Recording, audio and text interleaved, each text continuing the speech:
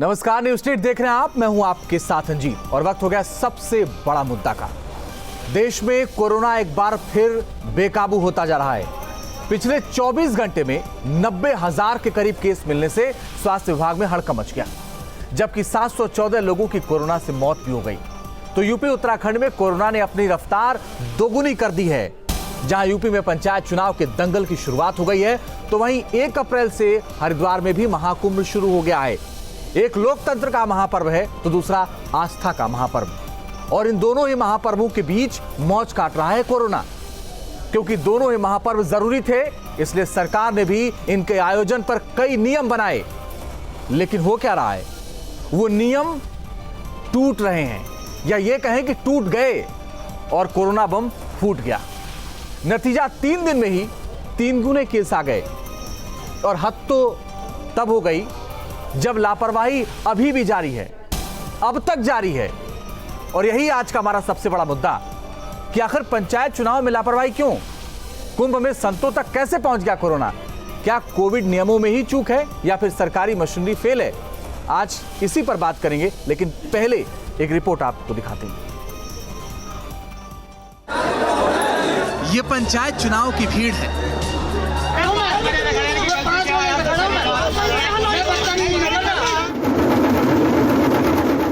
ये कुंभ में भक्तों की भरमार है।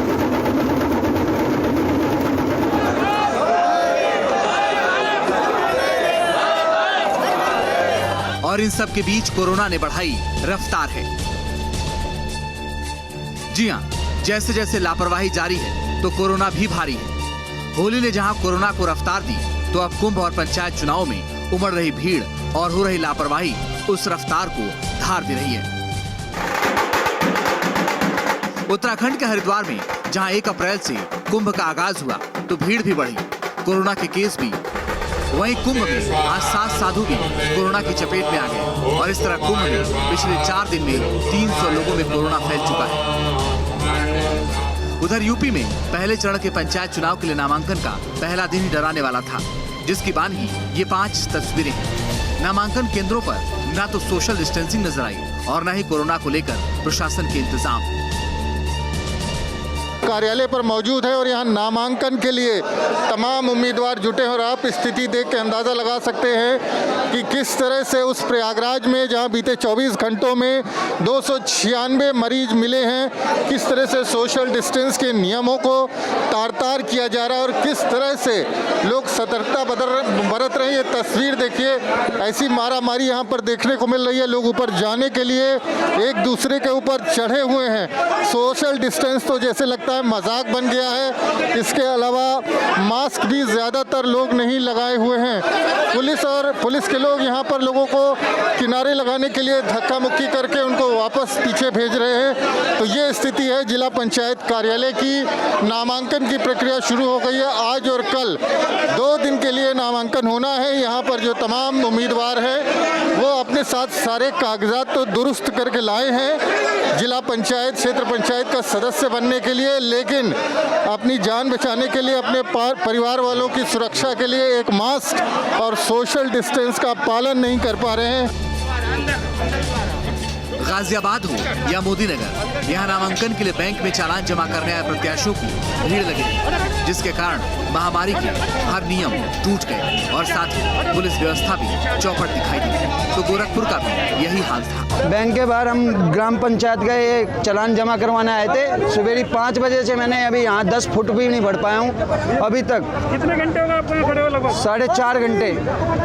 तो अभी तक नंबर नहीं आया? अभी तक नंबर नहीं आया। क्या कारण है नंबर ना आने का? नंबर ना आने का कारण है व्यवस्था का ठीक से संचालन ना होना। गोरखपुर के जिस कलेक्ट्रेट परिसर में नॉमिनेशन हो रहा है, वहाँ की तस्वीर अगर आपको दिखाएं तो यहाँ पे आपको कहीं पर भी कोविड गाइडलाइन का कोई पालन होते हुआ नजर नहीं आएगा, क्योंकि 2 कतारें हैं और कतारें इतनी घनी हैं कि लगभग यहाँ पे 200 मीटर लंबी लाइन लगी हुई है। लोग एक दूसरे से काफ़ी सट करके खड़े हैं।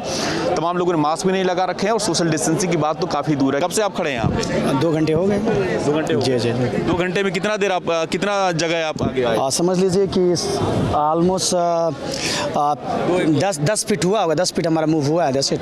भले ही कोरोना को देखते हुए निर्वाचन आयोग ने सख्त कदम उठाए हैं, नामांकन के वक्त ज्यादा भीड़ न जुटे, समर्थकों की भीड़ नामांकन स्थल से 200 मीटर की परिधि के बाहर ही हो, नामांकन केंद्र पर मास्क सैनिटाइजर की व्यवस्था हो, लेकिन ये कदम कागजों में सिमटे हुए दिख रहे हैं।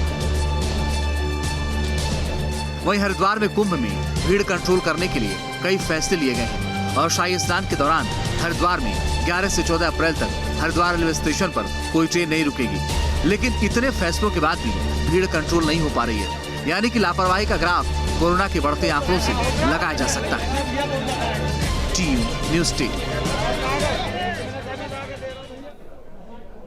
और इसी पर बात के लिए मेरे साथ मेरे सहयोगी देहरादून से सुरेंद्र सीला जुड़ रहे हैं, मानवेंद्र प्रताप सिंह मेरे साथ प्रयागराज से जुड़ रहे हैं और साथ ही मेरे सहयोगी निखिल शर्मा जुड़ रहे हैं इस वक्त लखनऊ से। पहला सवाल मानवेंद्र आपसे, जो रिपोर्ट आपने भेजी उसको देख करके अच्छे लोग सहम गए होंगे, ये सोच रहे होंगे कि जो जनप्रतिनिधि बनने जा रहे हैं वो कर क्या रहे हैं, इतनी बड़ी लापरवाही, ये हो क्या रहा है? कानून नियम आखिर किस लिए बनाए गए? ताक पर रखने के लिए या पालन करने के लिए? और अगर पालन नहीं हो रहा है मानवेंद्र, तो इसका जिम्मेदार कौन है?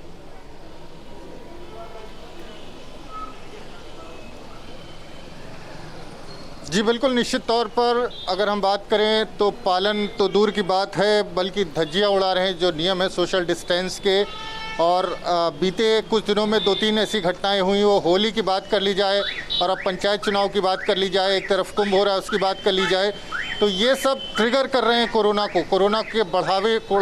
को बढ़ाने में बहुत बड़ी भूमिका अदा कर रहे हैं। क्योंकि जिस तरह की स्थिति दिखाई दे रही है, प्रयागराज की बात करें तो एक हफ्ते में सैकड़ों मामले आए हैं। बीते 3 दिनों में 72 घंटे में 731 मामले सामने आए हैं, 3 लोगों की मौत हुई है। और पिछले साल अप्रैल की बात करें तो पूरे अप्रैल में केवल 5 पॉजिटिव केस थे।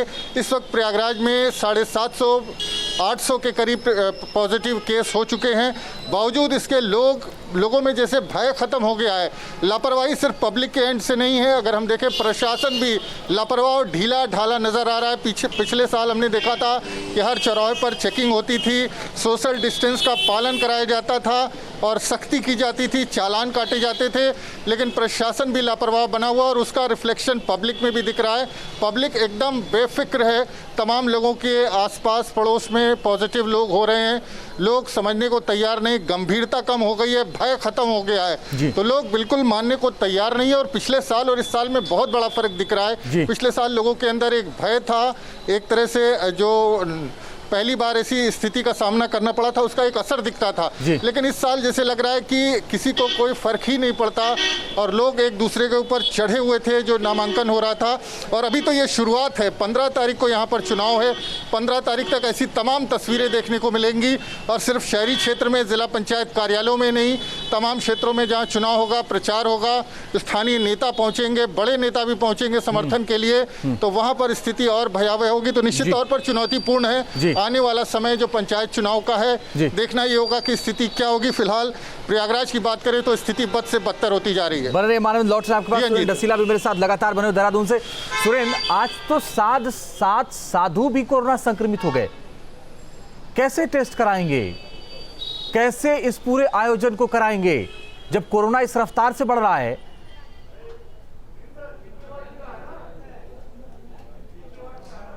देखिए अंजीत, सबसे बड़ा सवाल यही था, शुरू से लेकर अब तक यही है कि कोविड में अगर लोग पॉजिटिव होते हैं, लोग संक्रमित होते हैं, उनको हम आइडेंटिफाई कर सकते हैं, उनको हम कांटेक्ट ट्रेसिंग कर सकते हैं, लेकिन अगर साधु संत, अखाड़े के लोग अगर वो पॉजिटिव होंगे तो उनको कैसे ट्रेस करेंगे आप?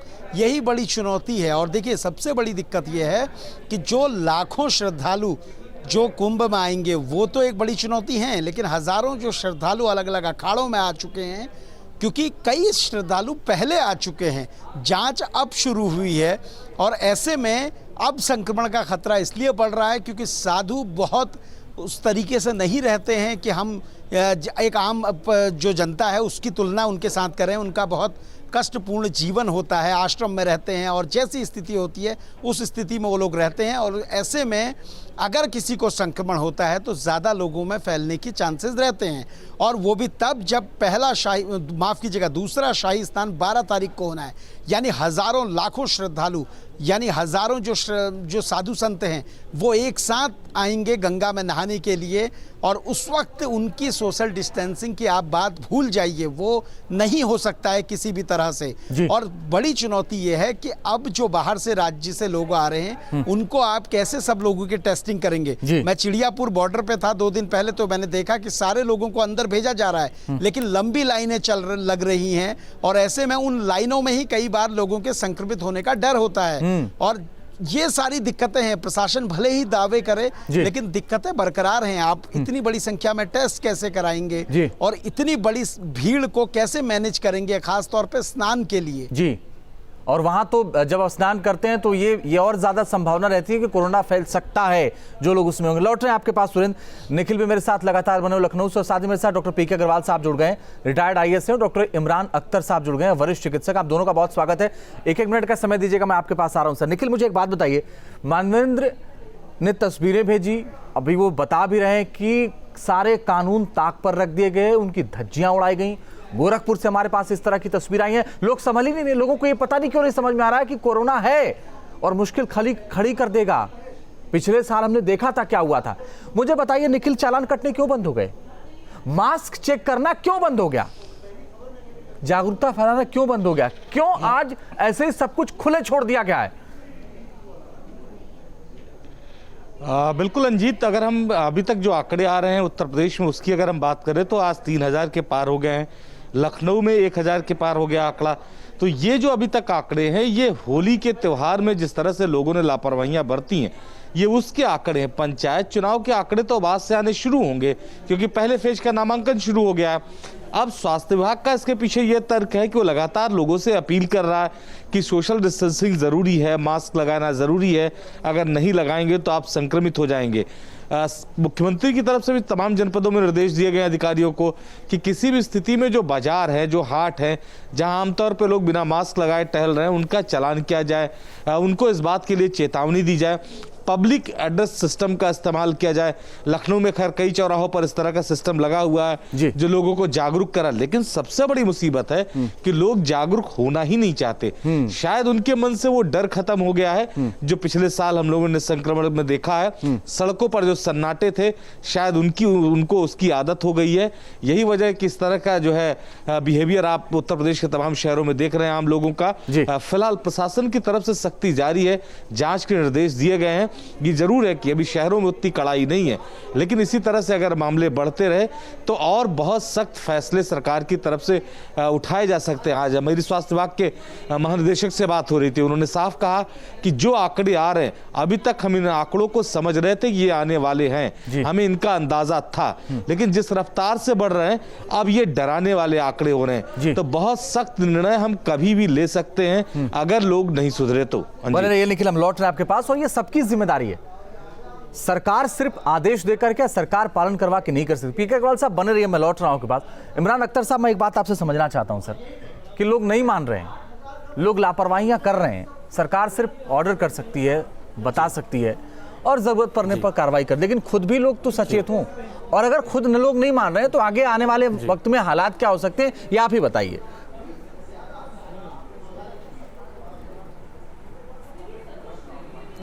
ये कोरोना की नई लहर आने वाली है और इस नई लहर के लिए हम सब लोगों को तैयार रहना पड़ेगा। पिछले 1 साल से ऊपर हो चुके हैं और सरकार इतनी सारी गाइडलाइंस दे रही है, इतना लोगों को जागरूकता फैला रही है। तो जो बेसिक बातें हैं कोरोना से बचने की, जैसे सोशल डिस्टेंसिंग, हैंड सैनिटाइज़र का इस्तेमाल करना, मास्क पहनना, ये 1 साल से ऊपर सभी लोगों को बताया जा रहा है और इसका पालन हमें करना पड़ेगा इस नई लहर का मुकाबला करने के लिए।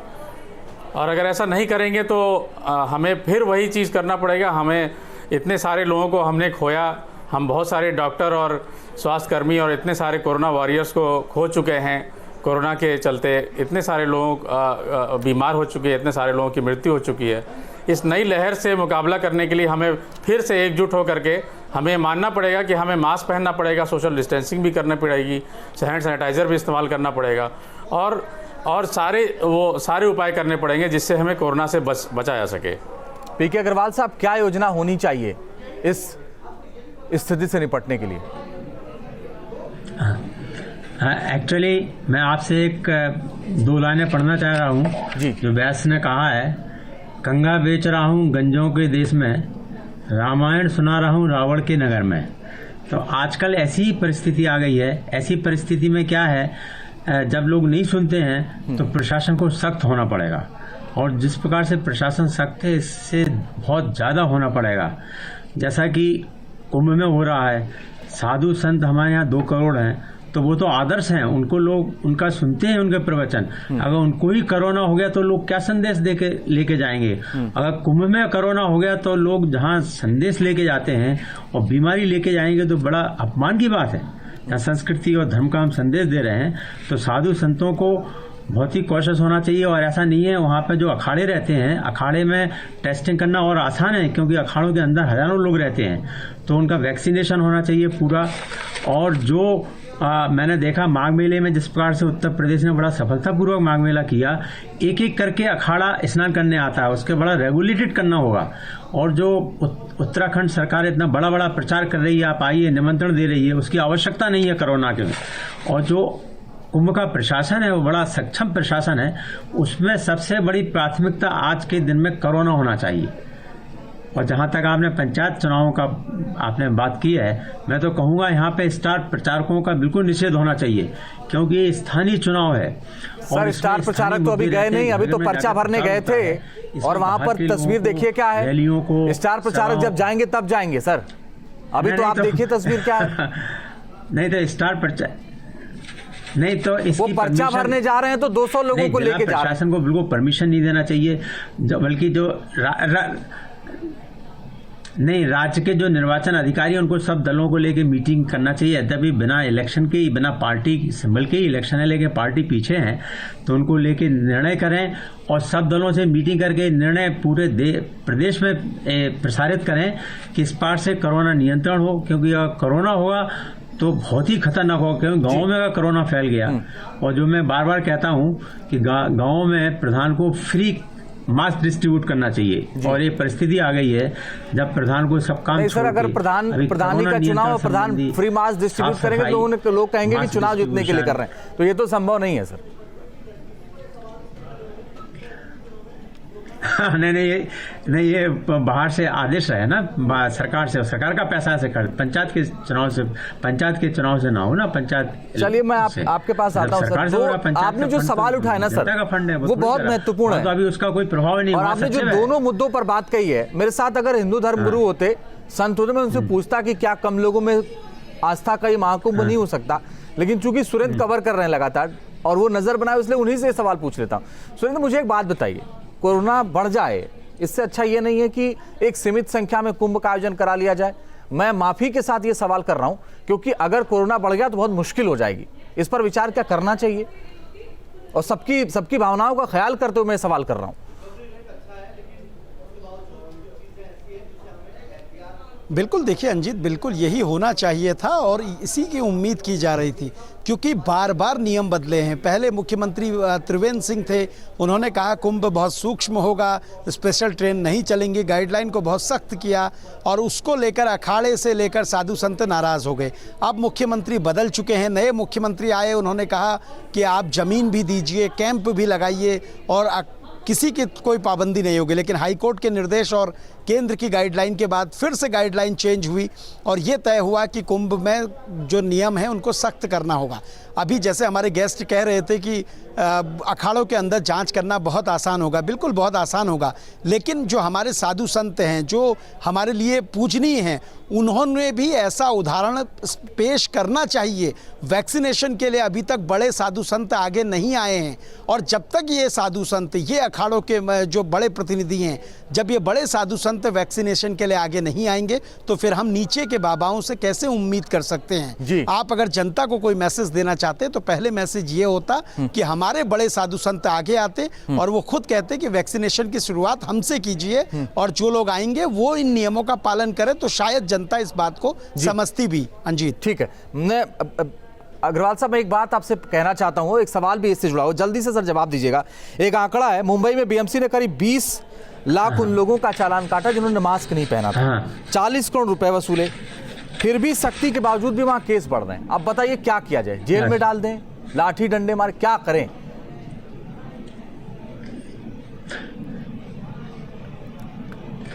देखिए, जब मुंबई में ऐसा किया गया है, लेकिन उत्तर प्रदेश में उसके मुकाबले कुछ नहीं किया गया है, केवल 800 केस हुए हैं। तो जहाँ तक है, मुंबई में समस्या बहुत बड़ी है जी, लेकिन उत्तर प्रदेश में कितना जुर्माना हुआ, बहुत कम हुआ है। तो हम उत्तर प्रदेश की बात करें, यहाँ कुंभ की बात करें, तो यहाँ पे जिस हिसाब से केस बढ़ रहे हैं, यहाँ पे जुर्माना बहुत हैवी होना चाहिए और लोगों को जेल में डालना चाहिए, क्योंकि आपको महामारी अधिनियम के अंतर्गत ऐसा अधिकार ले लिया है जब पार्लियामेंट ने लॉ पास कर दिया। आपके सर, मैं आपके पास आता हूँ, लेकिन मुझे एक बहुत संक्षेप में जवाब दीजिए महामारी कि क्या सरकार ये आदेश नहीं कर सकती सभी डीएम को कि एक सीमित संख्या में नामांकन कराइए? ज्यादा संख्या में लोग नामांकन करते हैं, कोरोना गाइडलाइन पालन नहीं करते, उनका नामांकन रद्द हो जाएगा। देखिए कल से संक्षेप में। बिल्कुल, सरकार की तरफ से सख्ती की जा सकती है और चुनाव आयोग ने इसको लेकर गाइडलाइन भी जारी की है।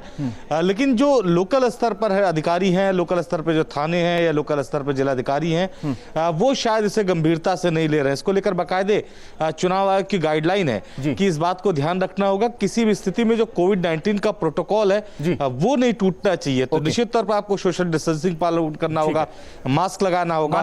तो ये एक सवाल बहुत संक्षेप में कि डीएम की जानकारी में है, डीएम को पता है कैसे पालन करवाना है नियम का, उसके बावजूद भी सब किनारे कर दिया जा रहा है, ऐसा क्यों है? बहुत संक्षेप में।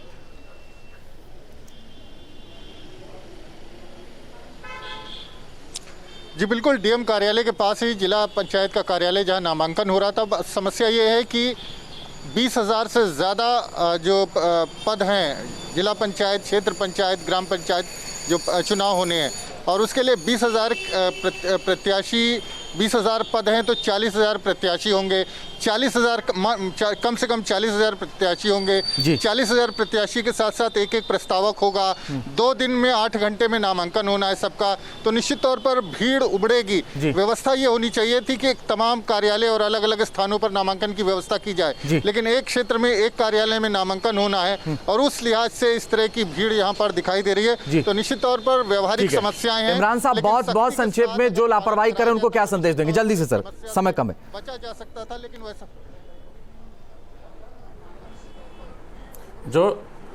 जो लोग लापरवाही कर रहे हैं उनको प्रशासन द्वारा उसमें जुर्माना लगना चाहिए और समाज में सभी लोगों को इतना जागरूक होना चाहिए कि कोई अगर मास्क उतार रहा है किसी के सामने तो वो उसको टोके कि हाँ मास्क पहन करके ही बात करें। शुक्रिया, बहुत बहुत शुक्रिया आप सबका हमारे साथ जुड़ने के लिए, चर्चा में शामिल होने के लिए। रुकना कुछ ही पलों के लिए, आगे भी जारी है खबरों का सिलसिला।